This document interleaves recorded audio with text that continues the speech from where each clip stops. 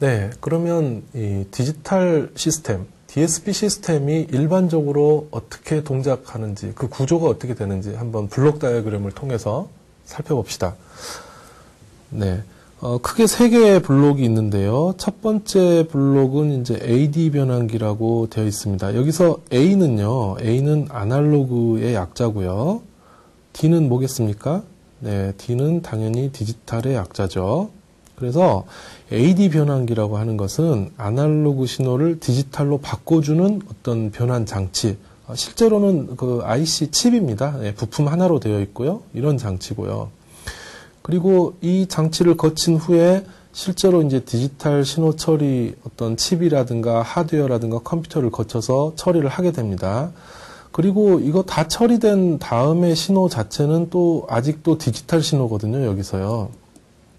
네, 그렇기 때문에 DA 변환기. 자, DA 변환기는 당연히 디지털을 아날로그로 변환을 해주는 어떤 장치가 되겠죠.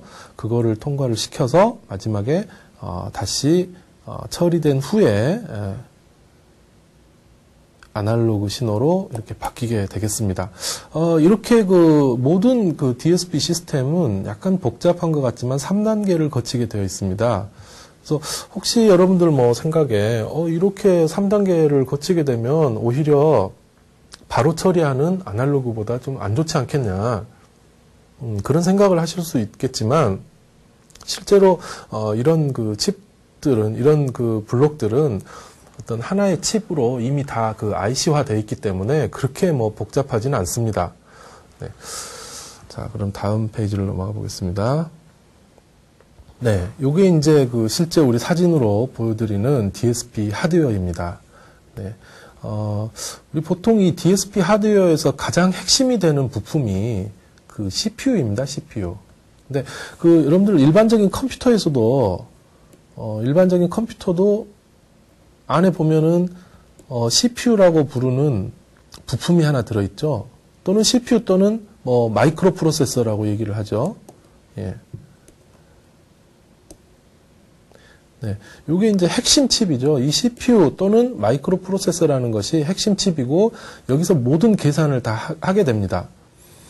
자, 이 DSP에서도 이 CPU가 있습니다. 그런데 이 DSP에서는 이 CPU에 해당되는 것을요, CPU라고 부르지 않고 DSP 칩이라고 얘기를 합니다. 즉 영어로 쓰면은요, DSP 칩이라고 보통 얘기를 하고, 이것은 사실 일반적인 컴퓨터에서 CPU 또는 그 마이크로 프로세서하고 똑같은 의미입니다. 사실은 이게 사실은 마이크로 프로세서예요. CPU 마이크로 프로세서인데 DSP를 잘 하기 위한 전용 CPU라고 생각하시면 됩니다. 그래서 보통 뭐 컴퓨터 잘 쓰시는 분은 알겠지만 보통 컴퓨터 안에 들어가는 CPU 어느 회사에서 많이 만들죠? 뭐 인텔이라는 회사, 일반적인 컴퓨터 말씀드리는 거예요. 보통 뭐 인텔이라는 회사라든가 뭐 AMD라는 회사, 이런 회사에서 주로 그 데스크탑용 컴퓨터 CPU를 많이 만들죠. 자, 그런데 이 DSP 쪽은 이런 회사에서는 잘 만들지 않고 이렇게 텍사스 인스트루먼트라든가 또는 모토로라 또는 아날로그 디바이스, 이런 회사가 이런 DSP 칩을 전문으로 생산을 하고 있습니다. 저 세 회사가 그 메이저 회사예요. 네, 저 세 회사가 뭐 전 세계 시장의 거의 대부분을 가지고 있습니다. 자, 그래서 아래 그 사진을 보시면 요거는 첫 번째 거는 이게 모토로라 거고요. 모토로라의 DSP 칩입니다. 두 번째 거는 이제 텍사스 인스트루먼트의 칩이고요. 세 번째 거는 칩에도 써 있듯이 아날로그 디바이스라는 회사의 DSP 칩, CPU가 되겠습니다. 그 CPU만 가지고는 동작이 안 되죠. 그걸 이용을 해서 이렇게 어떤 보드를 만들어 놓고 이 보드가 어떤 DSP 연산을 수행하도록 이렇게 이제 보통은 구성이 되어 있습니다. 이게 이제 전용 그 DSP 전용 하드웨어라고 우리가 앞서 말씀드린 네, DSP 전용 하드웨어죠. 네. 뭐 가격은 천차만별입니다. 뭐 저렴한 거는 뭐 몇십만 원, 보통 일반 뭐 PC에 들어가는 보드 가격보다 뭐 더 저렴한 것도 있고요. 몇만 원짜리도 있고, 뭐 비싼 거는 뭐 몇천만 원짜리도 있고 그렇습니다. 그 용도에 따라서 그 가격이 달라지겠죠. 네. 자, 하드웨어에 대해서 이제 보셨고요. 이제 DSP 알고리즘, 즉 안에 들어가는 알고리즘이라는 거 안에 들어가는 이제 소프트웨어를 말하죠. 자, 요거에 대해서 알아보겠습니다.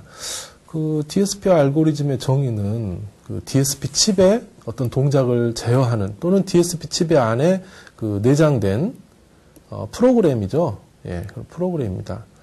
그래서 뭐 이 프로그램은 이제 어디에서 그 저장되어 있느냐? 우리가 일반적인 컴퓨터라면, 자, 일반적인 컴퓨터라면 이 프로그램들은 어디 저장이 됩니까? 일반 컴퓨터에. 네, 뭐 여러분 잘 아시는 하드디스크, 네, 하드디스크 또는 좀 보조 장치로 CD-롬 또는 뭐 요즘은 뭐 USB 같은 것도 많이 쓰죠. 이런 거 안에가 이제 프로그램이 들어가죠. 일반 데스크탑 컴퓨터는요. 그렇지만 이런 그 DSP 하드웨어는 사이즈가 그렇게 크지 않습니다. 그 작기 때문에 좀 전에 보셨던 그런 보드가 이렇게 있고 여기 이제 DSP 칩이 있으면 네, 이쪽에 조그맣게 저장을 할 수 있는 롬이라든가 작은 이런 칩들이 달려 있어요. 네, 롬이라든가 램이라든가 이런 거 안에다가 우리가 그 프로그램을 저장을 해 놓습니다.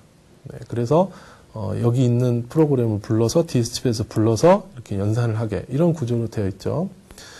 자, 이건 하드웨어 관련된 부분이었고요. 그러면 이런 알고리즘, DSP 알고리즘에는 주로 어떤 것이 있느냐?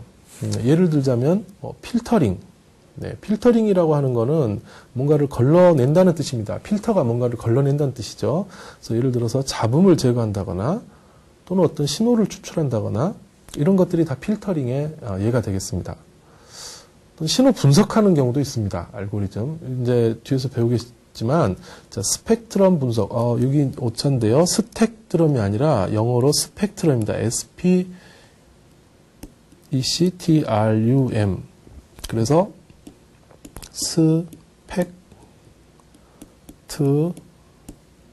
스펙트럼입니다. 네. 요거는 이제 그 신호가 어떤 그 성분들을 가지고 있나 이제 분석을 하는 건데요. 자, 요런 분석. 그 다음에 신호 합성. 그러니까 예전에 이제 전자악기 같은 게 이렇게 했는데요. 소리들을 여러 개를 합쳐가지고 어떤 다른 악기 소리를 낸다거나 하는 것들이 신호 합성이 되겠고 또 신호를 다른 형식으로 변환하는 거. 이런 것들도 다 이제 DSP 알고리즘 안에서 하는 것들이 되겠습니다. 네. 자, 그러면 이렇게 열심히 디지털 그 하드웨어에 대해 설명을 했는데 이 DSP 즉 디지털로 신호 처리하는 게 아날로그로 처리하는 것보다 왜 더 좋으냐? 즉 80년대 중반 이후에는 다 디지털을 쓴다고 하는데 좋은 게 있으니까 쓰지 않겠습니까? 그럼 어떤 점이 좋은가 하는 거를 좀 보겠습니다. 일단 이 디지털 시스템 또 뭐 디지털 신호 처리는요. 첫 번째 어떤 그 잡음에 강합니다. 네. 즉 이 잡음이라는 거는 내부에서 오는 내부에 원래 고유한 잡음도 있고 외부에서 오는 잡음도 있을 거예요. 내부적인 잡음이 온도 잡음이라는 게 이제 내부적인 잡음이고요. 또 외부 잡음, 외부에서 들어온 잡음 이런 것에 아날로그에 비해서 상대적으로 더 영향을 덜 받습니다. 그 이유는 이제 다음 페이지에서 말씀드릴게요. 그리고 그 기능적인 면에서 좀 다양하게 만들 수가 있습니다. 그러니까 아날로그보다 좀 더 그 복잡하고 다양하게 어떤 기능을 만들 수가 있고요. 또 이게 하드웨어는 그대로 놔두고 그 안에 들어있는 소프트웨어, 즉 프로그램만 바꿔가지고 시스템의 기능을 변경을 할 수가 있습니다. 아날로그는 이게 안 되죠. 여러분 이런 거 많이 경험하실 거예요. 가끔 그 여러분 스마트폰이라든가 뭐 어떤 MP3라든가 이런 거 보면은 뭐 업데이트 하라고 해서 컴퓨터에다 연결이나 인터넷에서 연결해갖고 다시 다운로드 받으면 뭐 화면 인터페이스가 변한다거나 기능이 개선된다거나 이런 경우가 있죠. 즉 그게 이제 디지털 시스템의 장점 중에 하나입니다. 소프트웨어로 업그레이드 가능하다는 것. 그러다 보니까 또 하나의 장비로 다양한 기능을 낼 수도 있습니다. 프로그램만 잘 구성해주면 돼요. 대표적인 예가 스마트폰이죠. 스마트폰 하나로 여러분 별거 다 할 수 있죠. 인터넷도 할 수 있고 뭐 전화도 할 수 있고 음악도 들을 수 있고 옛날 핸드폰 한번 생각해 보세요. 물론 그 디지털이긴 했지만 그때는 이제 하드웨어가 좀 좋지 않았기 때문에 그런 것이긴 한데요. 그때보다도 요즘에는 이제 좀 더 그 하드웨어를 좀 복잡하게 만들다 보니까 여러 가지 기능을 할 수가 있죠. 아날로그에서는 이게 안 되는 겁니다. 자, 그 다음에 정밀도 문제가 있는데, 이것도 디지털의 장점이 아주 고정밀도의 처리가 가능합니다. 물론 고정밀도의 처리를 하려면 비싸거나 좋은 하드웨어가 필요하긴 하겠죠. 그렇지만 할 수가 있다는 것이죠. 그리고 사용하기 편리한 점도 있어요. IC화를 할 수 있기 때문에, 즉 IC는 이제 Integrated Circuit, Integrated GUIT. 보통 한글로 이제 집적 회로라고 얘기를 하는 건데요. 네. 보통 IC 칩을 얘기를 하는 거죠. 칩. 어떤 그 컴퓨터나 그런 부품, 장치 안에 들어있는 부품들 안에 있는 그런 칩. 그런 것들인데, 이게 반도체 기술로 만들다 보니까 점점 더 작게 만들 수가 있어요. 그래서 전체 기계가 소형이나 경량화가 아주 잘 될 수 있다라는 것이고요. 또 하나는 그 대부분 디지털 장비는 이 컴퓨터하고 연결할 수가 있습니다. 왜냐하면 디지털 장비 자체에 컴퓨터가 내장이 되어 있기 때문에, 소형 컴퓨터지만 내장되어 있기 때문에 통신을 할 수가 있다는 거예요. 그래서 컴퓨터하고 연결해서 어떤 프로그램으로 기능을 조작하거나 모니터링 할 수가 있습니다. 이런 것도 디지털만의 장점이 되겠죠. 그래서 이런 것들을 통틀어서 써보니까 여러 가지 편리하고 좋고 기능적으로도 우수하고 하기 때문에 80년대 중반 이후에는 점차 모든 기기들이 디지털 기기로, 디지털 시스템으로 지금 바뀌어가고 있는 것입니다. 자, 앞서서 그 앞 페이지에서 디지털이 잡음에 강하다, 상대적으로 강하다라고 했는데, 그럼 왜 그러냐 하는 것을 좀 보겠습니다. 자, 지금 상황이 어떤 상황이냐면, 이렇게 디지털 신호가 있고요.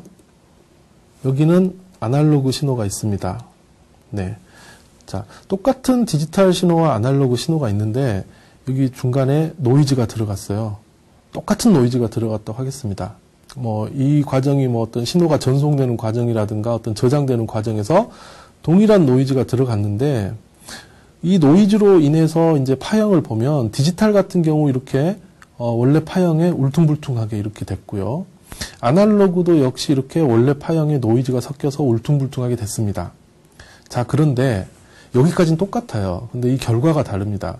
자, 먼저 디지털 쪽을 보시면 이게 파형 자체가 노이즈가 섞여서 울퉁불퉁하게 됐지만, 그러나 0은 그대로 0이고 1은 그대로 1이에요. 그래서 0과 1은 파형이 어느 정도 노이즈가 들어가더라도 0과 1이 바뀔 정도만 아니면, 그 정도 노이즈만 아니면 0과 1은 그대로 유지가 된다는 것이죠. 그래서 원래 0과 1과 이 똑같아요. 노이즈가 들어갔지만. 네. 그래서 잡음에 강하다는 것이죠. 하지만 아날로그 같은 경우는 이 파형의 모양 자체가 바로, 이 울퉁불퉁한 파형의 모양 자체가 정보를 나타내고 있기 때문에, 원래 매끈했던 어떤 소리라고 한다면, 매끈했던 소리가 노이즈가 들어간 소리로 바뀌어버리는 것이죠. 자, 그래서 이런 점에서 디지털이 잡음에 더 강하다라고 이제 말씀드릴 수가 있고요. 자, 이거 이제 보시면서 한 가지, 아니, 이렇게, 0과 1이 안 바뀐다 그랬는데, 그럼 노이즈가 많이 들어가가지고 0과 1이 바뀌어버리면 어떻게 하느냐. 그럴 수도 있지 않겠습니까? 원래, 예를 들어서 0이, 여기 0이었는데, 노이즈가 굉장히 큰 노이즈가 들어와가지고, 이런 게 들어와서, 그렇게 되면 이거 이제 1로 인식을 해버릴 수가 있겠죠. 자, 이러면 분명히 오류가 생겼는데, 어떻게 된가, 이러면 어떡할 거냐. 자, 두 가지를 말씀드릴 수가 있겠습니다. 자, 이렇게 0과 1이 바뀔 정도로 큰 노이즈가 들어갔다면, 디지털이 바뀔 정도면 아날로그에서는 훨씬 더 큰 영향을 끼칠 거라는 것. 같은 노이즈라면. 상대적으로요. 그 다음에 두 번째는요, 이 디지털 기술이 좋은 게, 이렇게 노이즈가 들어가서 0과 1이 이렇게 바뀌더라도 이거를 복원해낼 수 있는 기술이 있어요. 다시 원상복귀해낼 수 있는 기술. 다음 페이지 볼게요. 네, 바로 이겁니다. 이 오류 정종 부호라는 기술이 있습니다. 이게 ECC라고 하는 기술인데요. 영어로는 Error Correcting Code. 네. 그대로 해석해 보면 오류를 correcting, 고쳐주는 코드란 뜻이죠. 자, 이것은 디지털 데이터에 어떤 몇 비트 정도의 어떤 오류가 생기더라도 자동으로 어떤 고쳐줄 수 있는 이 디지털 고유의 기술이에요. 네. 그러니까 노이즈로 인해서 0과 1이 바뀌더라도 원상복구를 할 수가 있다는 거죠. 네. 이것은 뭐 어떻게 하느냐 하는 것은 사실 좀 어려운 그런 내용이기 때문에 기술적인 면에서는 말씀드리지 않고요.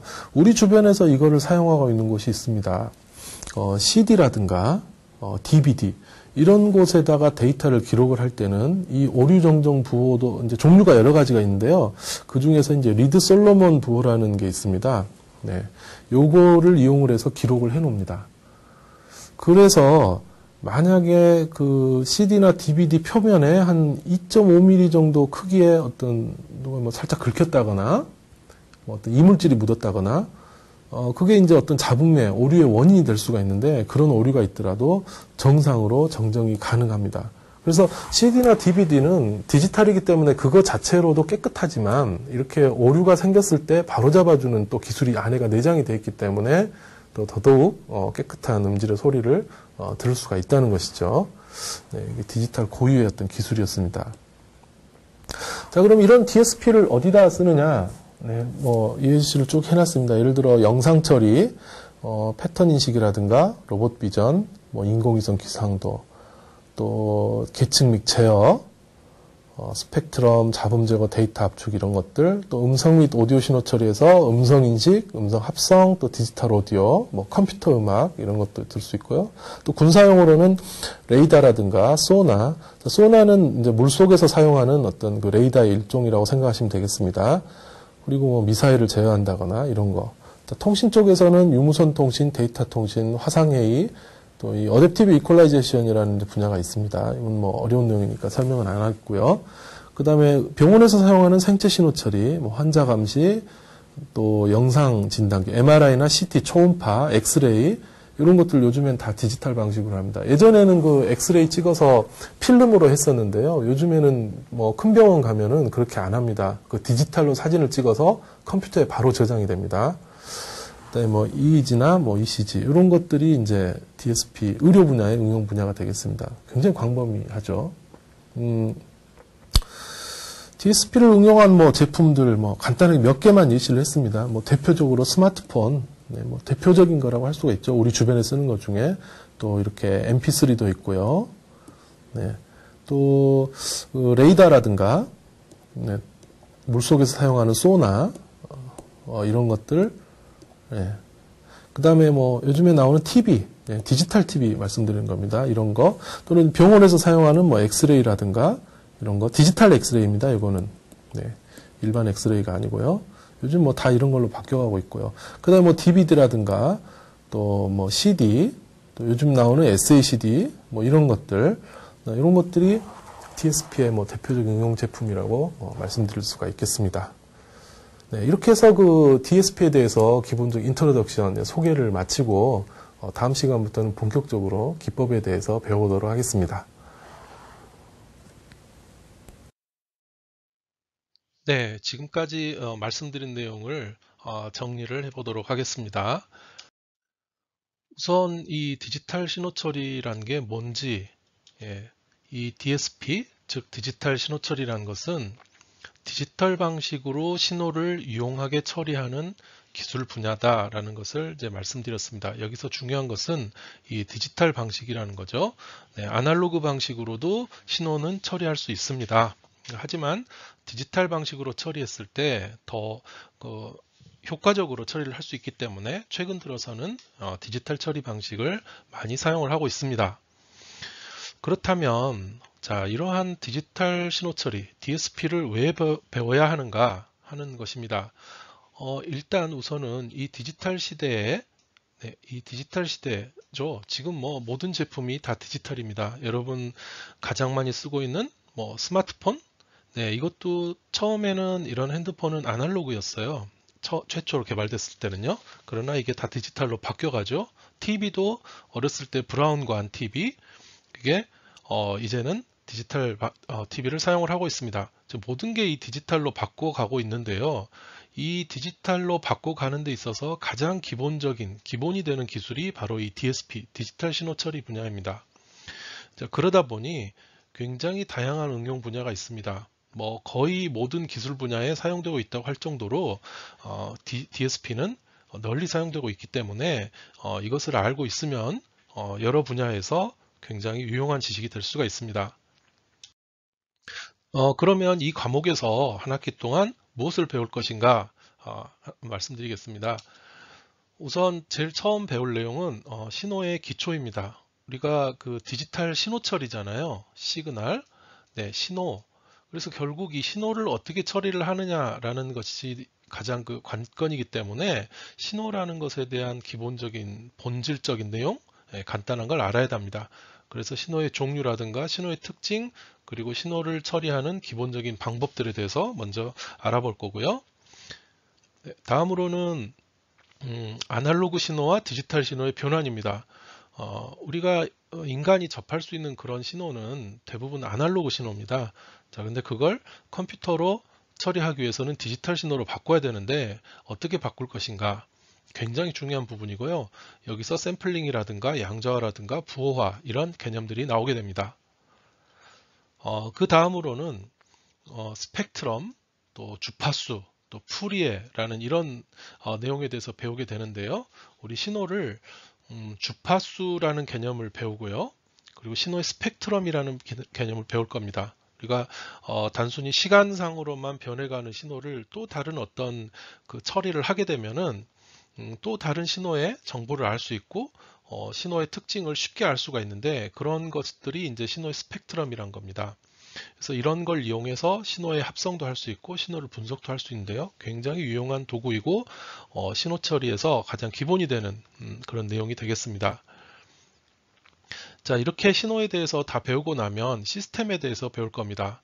자, 시스템이 입출력, 입력과 출력이 어떻게 될 것이며 또 우리가 출력을 예측할 수 있을까? 입력을 할 때요. 자, 그리고 이 시스템 특성. 자, 시스템이라는 게 똑같은 입력이 들어가도 시스템마다 다른 출력이 나오잖아요. 그게 이제 바로 시스템의 특성인데 이걸 어떻게 이제 표현할 것인가 하는 내용에 대해서 공부를 할 겁니다. 그리고 마지막으로 이 모든 것들을 종합해서 디지털 필터라는 개념에 대해서 배울 겁니다. 이 필터란 신호를 걸러주는, 즉 우리에게 불필요한 신호를 차단해버리는 그런 시스템이 디지털 필터인데요. 뭐 굉장히 많은 분야에서 사용되고 있습니다. 여러분 뭐 스마트폰 안에도 이 디지털 필터가 굉장히 많이 들어가고 있어요. 그래서 이런 내용에 대해서 기본적인 내용을 이 순서대로 공부를 할 예정입니다. 네, 그럼 그 오늘 배운 내용 정리해보는 의미에서 아주 간단한 연습 문제 한번 같이 생각해 보도록 하겠습니다. 자, 여러분들도 펜 들고요. 종이에 간단하게 한번 적어 보도록 하죠. 자, 먼저 첫 번째 문제입니다. 자, 아날로그 신호와 디지털 신호의 차이를 설명하시옵니다. 자, 여러분 아날로그 신호와 디지털 신호의 차이 어떤 게 있었죠? 네, 정보 처리 방식의 차이가 있었죠. 네, 그 파형이 무엇을 나타내는가 하는 것이 아날로그 신호와 디지털 신호의 차이였습니다. 자, 정답을 제가 다 얘기하지는 않을 겁니다. 자, 힌트만 줄 거고요. 여러분들은 가급적이면 여기서 잠깐 강의를 멈추고 앞에 돌아가서 이게 만약에 시험 문제다라고 생각하고 한번 써보면 좋을 것 같아요. 자, 이런 문제가 중간고사, 기말고사에 나갈 수 있습니다. 자, 다음 두 번째 문제 보죠. 자, 아날로그 시스템과 디지털 시스템의 차이를 설명하시오 라고 했습니다. 자, 신호와 달리 또 시스템도 아날로그 신호를 취급하는 시스템, 또 디지털 신호를 취급하는 시스템이 달랐죠. 그 처리 과정의 차이가 있었습니다. 디지털 시스템은 그 0과 1을 그걸 처리하기 위해서 안에 내부 부품도 달랐었고요. 네, 처리하는 과정도 달랐었는데요. 자, 이런 것도 다시 한번 강의를 보면서 차이를 한번 찾아보고 적어보기 바랍니다. 자, 다음 세 번째, DSP의 장점, 신호 처리의 장점을 세 가지 이상 쓰시오. 자, 이것도 여러 가지가 있었죠. 네, 아날로그 신호 처리에서 왜 디지털 신호 처리를 사용하게 됐는가 하는 그 주요 이유였는데요. 그건 당연히 DSP가 뭔가 더 장점이 많기 때문이었죠. 자, 어떤 장점이 있었는지 생각하면서 문제를 한번 정리해 보시기 바랍니다. 다음 네 번째 마지막입니다. 자, 우리 주변에서 DSP가 응용된 제품 세 가지를 쓰시오입니다. 자, 여러분 한번 강의 그 화면에서 눈을 떼고 주변을 한번 둘러보세요. 자, 여러분들 주변에 이 신호 처리, DSP 기술이 들어간 게 뭐가 있을까요? 잘 찾아보면 3개 이상을 찾아낼 수가 있을 겁니다. 자, 이것도 한번 여러분들이 직접 찾아서 한번 3가지 정도, 더 써도 좋습니다. 3가지 정도를 써보시기 바랍니다. 자, 이렇게 제가 제공하는 교재 마지막에 이제 연습 문제를 풀어보는 그런 내용이 있습니다. 자, 이건 이제 파워포인트 안에 이렇게 삽입되어 있는 건 아니고요. 이제 별도의 파일로 제공이 되니까 각 챕터가 끝났을 때 여러분들은 이런 연습 문제를 한번 풀어보면서 배운 내용 잘 이해를 했는지 반드시 정리해 보시기 바랍니다. 네, 여러분 어떠셨어요? 이렇게 DSP에 대한 첫 번째 시간의 강의를 했는데요. 재미있을 것 같은가요? 아니면 어려울 것 같은가요? 네, 사실 재미있으면서도 어려운, 하지만 배우고 나면 보람을 느낄 수 있는 그런 내용의 강의입니다. 자, 어쨌든 앞으로 열심히 또 재미있게 공부하도록 합시다. 예, 감사합니다. 수고했습니다.